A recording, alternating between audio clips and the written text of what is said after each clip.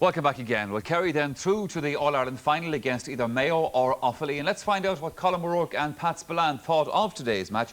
In actual fact, just Pat, before we talk to you about the match, I do want to thank you for the card that I got from you during the week, in actual fact.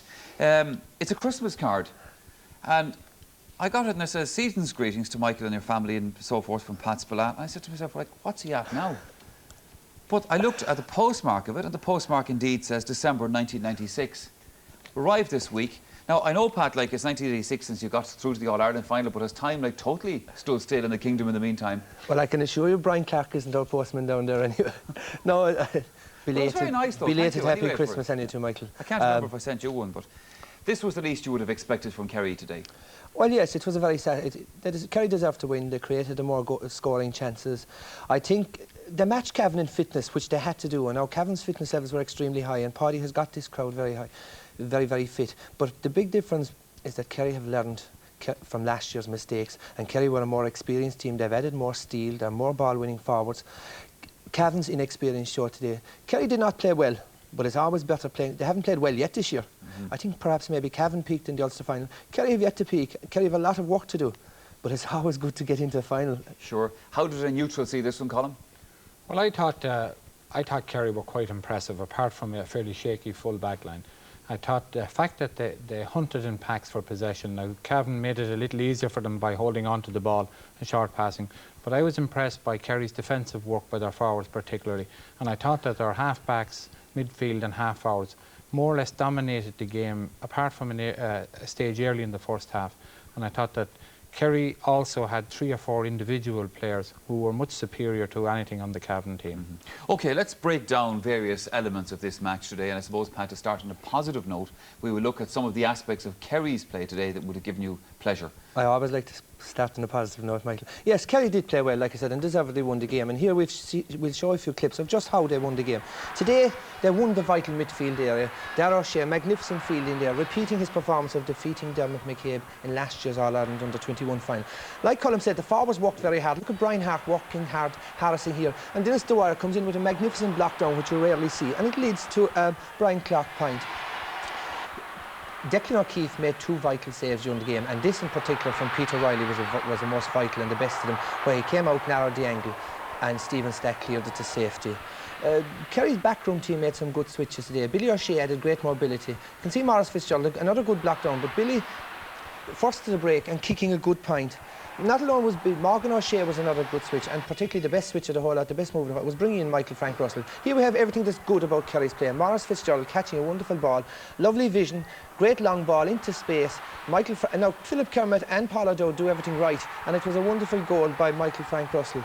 Now in 1973, when I made my debut as a Kerry senior footballer, I actually replaced Michael Frank's father, Frank. Yes. And Michael Frank Russell is a fabulous footballer. What I can't understand is both Cavan and Kerry's policy of keeping them on the sideline. I honestly think that if you're good enough, you should be on from the start. And Paddy O'Shea and his backroom staff must have Michael Frank. But that last clip there highlighted what Kerry must be doing. The good part of Kerry's play is when they create space in the forwards and move the ball quickly with good support play. They're still not doing it enough. Cavan did it a little bit in the first half. Kerry aren't doing it often enough yet. But they showed in the last 5 minutes what they're capable of doing. If they can do that for 70 minutes, well, watch out Mayo, watch out Offaly. OK, Colin, you've been taking a close look at Cavan today. And their play, I suppose, featured some of the good and the bad. Happily, there was nothing ugly. But let's have a look at Cavan, the things they did well and the things they didn't perhaps do quite so well. Yes, well, I think a part of Cavan's problems with their own inexperience, and it really showed at vital times today. I suppose you shouldn't really knock a team too much after they lose a semi-final and haven't come as far as they did,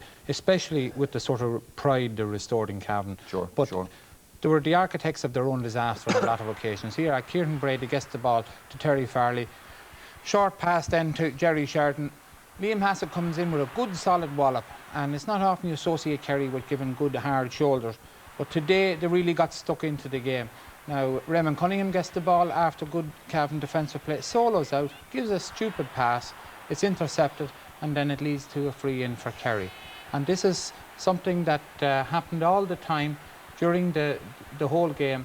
Again, Kieran Brady gets the ball, it comes out here, short pass again, Fintan Cahill loses possession. Seamus Moynihan, good ball in, ends up with an easy score for Kerry through Maurice Fitzgerald. And that was repeated again and again throughout the game with here we have short passing again breaking down.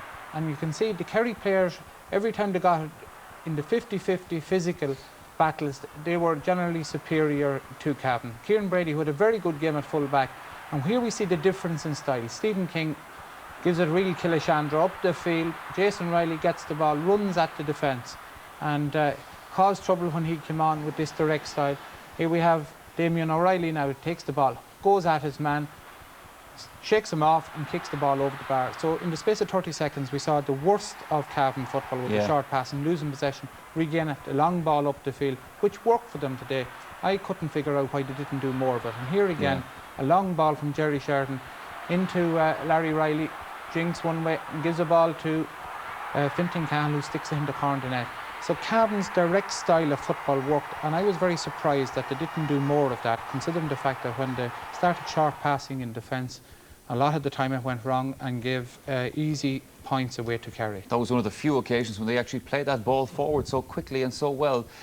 Pat, you've looked at the better sides of Kerry's play. That was a pleasure, but obviously there are other aspects of it as well that need to be addressed between now and the All-Ireland final. There are indeed. I mean, this is not a good Kerry team yet, and Kerry did not play well today. Like Colm said, in the end it was the few class players that Kerry had which Cavan didn't have, and it was the inexperience, like I said, of Cavan's kamikaze shot passing game which just to prove their downfall.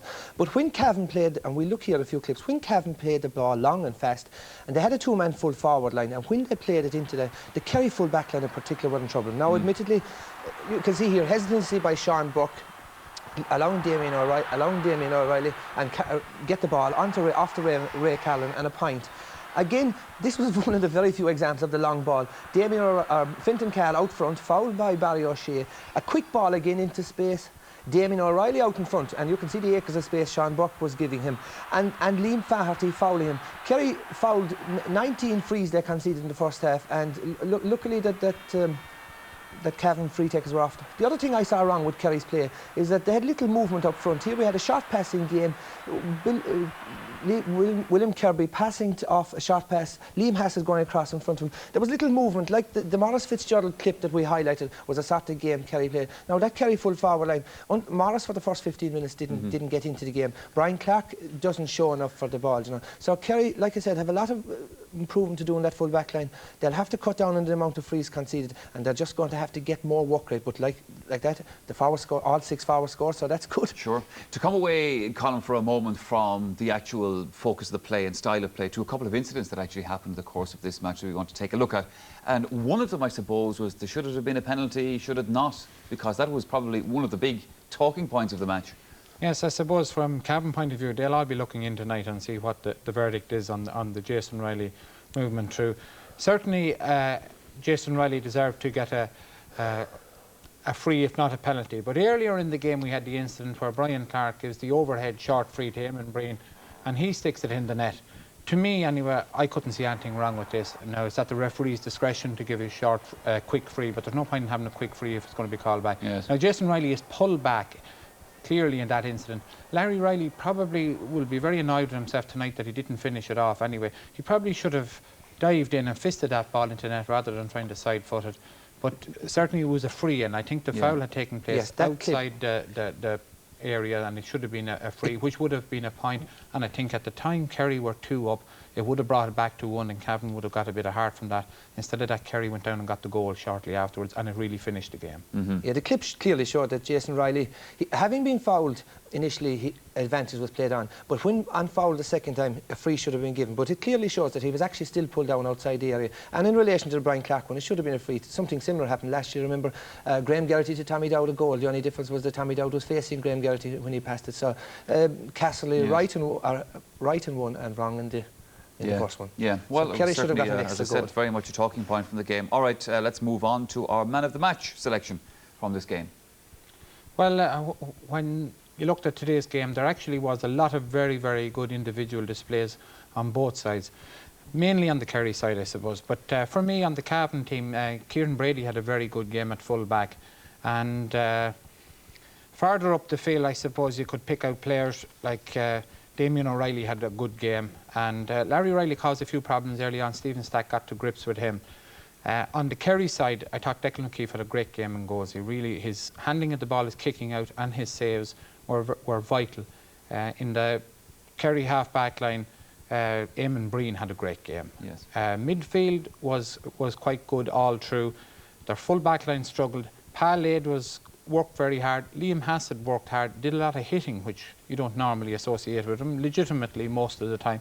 But inside, Darrow Canada and Maurice Fitzgerald caused constant problems. Maurice Fitzgerald, again, a class apart. But for me, the man who stood out through the whole game and got better and better as the game went on was Seamus Moynihan, an absolute class player. And I think that Seamus Moynihan and Maurice Fitzgerald were the two class players on view today. We knew it going into the game. The only question was, could they do it on the big day? Yes. Both of them really performed today when they were needed. Seamus Moynihan coming through, taking a kick out from the half-back position.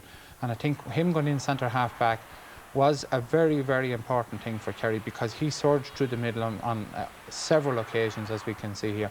This was great feeling altogether. Gets a wallop in the back, takes the ball cleanly, and again, didn't want to try and do anything fancy. No soloing up the field, going for scores. Did his defensive work properly. And what we have seen this year too much, I think, is a lot of backs trying to do fancy work, coming out on solo runs, going down and kicking points, but failing to do their primary job. In this case, Seamus Moynihan did the job first and foremost as a defender and was excellent in it. OK, Colin, Pat, thank you very much for your thoughts for the moment. Well, now, that match was preceded by the minor All-Ireland football semi-final. Kerry have 11 All-Ireland minor titles to their credit, whereas Tyrone's last All-Ireland success was as far back as